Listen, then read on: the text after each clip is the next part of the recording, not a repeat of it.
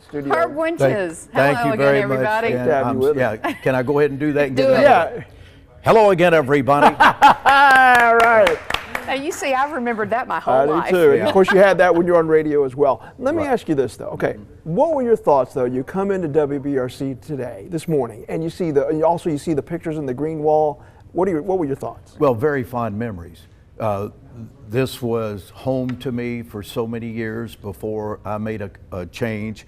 But I got to tell you, I was so blessed to be a part of the Six family because back when we started with all of our group, we did a commercial called The Six Family, a lot like your family. And you're seeing the results of that right now with some of these pictures. And of course, that was in the mid-70s. And all of my contemporaries there are. Okay, we just had one picture of that. I don't know if we can pull that back up. That's you on roller skates at Talladega Super Speedway. You were one of the first sportscasters to do reporter involvement stories. In fact, you played running back once for the Birmingham, old USFL Stallions. Right. So what was that time like? That was a different era though, in local TV. It was George Plimpton at the time, with the paper tiger.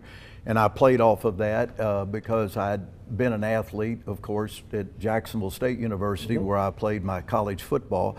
And so I got involved with that, and I had so many great memories. And that one there particularly was when the Talladega Speedway was opening.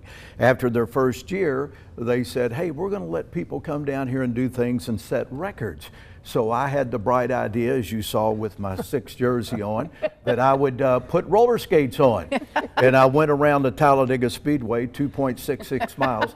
I averaged 12 miles an hour, but I forgot about one thing. The one thing I forgot. Every move was my right leg going over my left leg because of the apron. Right. Yeah. And I got to tell you, I paid for that one. But anyway. But Herb, these pictures, Yes. they mean the world to me.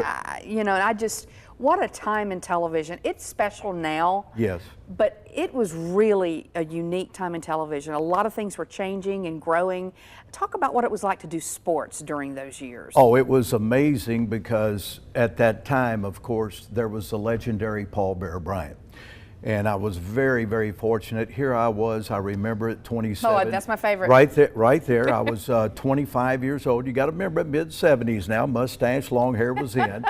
And, boy, I love that group right there. I know you Just do. wonderful, all of them. Miss Tom, Miss Joe, everybody. And I know we recently lost Scott as well, Richards. But I will tell you that back to Coach Bryant, I had a wonderful relationship with that man, and I was so scared when I first started interviewing him. And then as time went on, we became very close. And one of the things I remember the most is 1983 when he passed.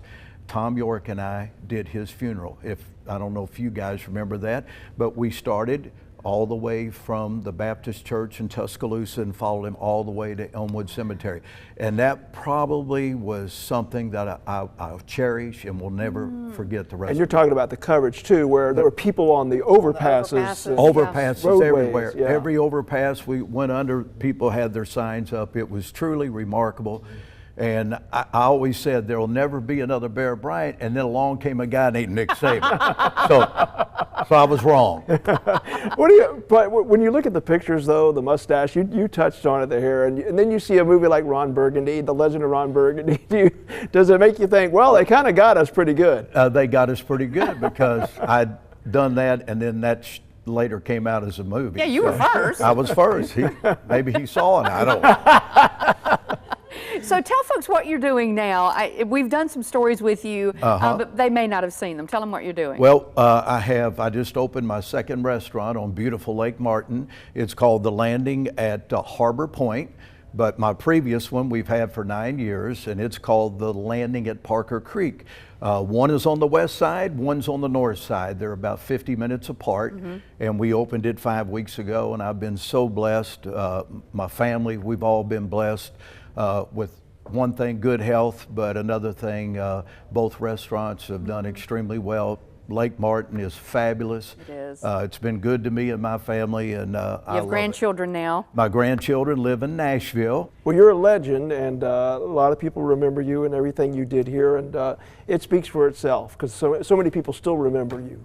Well, That means a lot, especially when you're on your 75th anniversary. I'm 75.